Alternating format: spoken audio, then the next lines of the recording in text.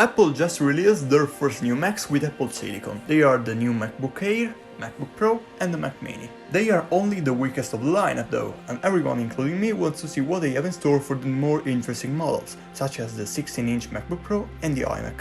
The iMac went from receiving redesigns every other year to looking the same since 2012.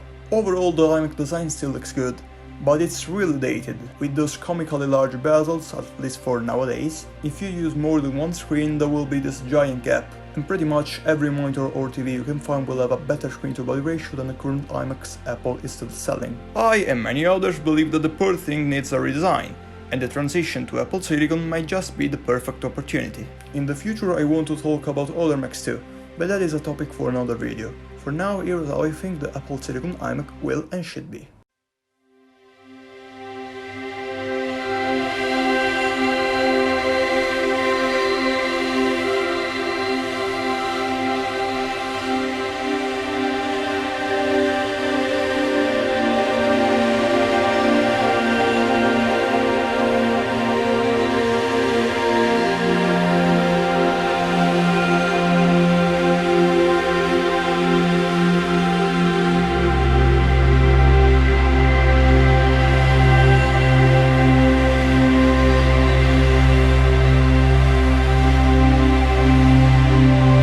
Yes, it looks really similar to the Pro Display XDR, but realistically speaking, it is exactly how I think the new iMac will end up looking like.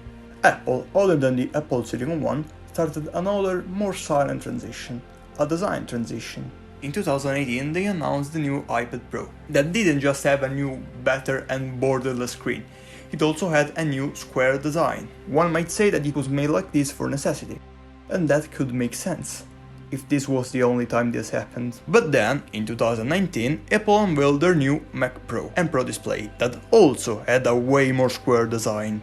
Then, this year, they announced macOS 11 that came with a complete redesign of every element of the OS, especially the icons.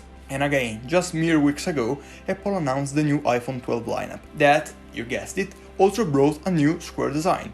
Do you see a pattern here? So, back to the iMac. I kept the chin because it's not a smartphone. You don't really gain anything from removing it. And I also think it's a really iconic aspect of the iMac's design. I replaced the Apple logo with the iMac writing to make it more coherent with the MacBooks. And one could also say that a callback to the first iMac designs. The screen is pretty much aesthetically identical as the one on the Pro Display XDR, only aesthetically though, because while I could totally see them using the same resolution, all the other XDR stuff won't be there of course. Otherwise the starting price for those would be like $12,000 minimum. The resolutions are 6K for the 32 inches and 5K for the 24 inches. Apple really likes to have consistent resolutions across all their displays, and I don't see them announcing new models with a worse pixel density than the older ones.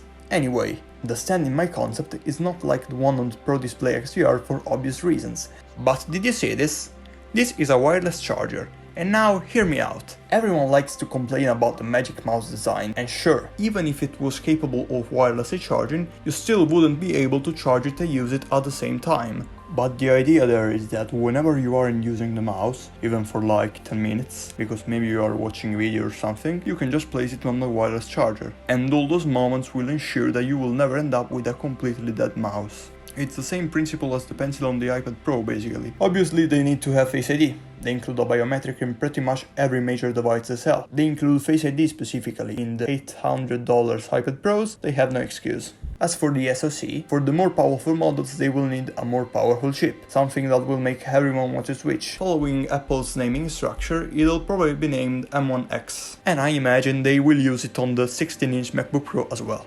As for the iMac Pro, I don't think they will make another one. Real professionals don't need an only one, they have the Mac Pro. For the more demanding users, they could just have other upgrade options for the same iMac.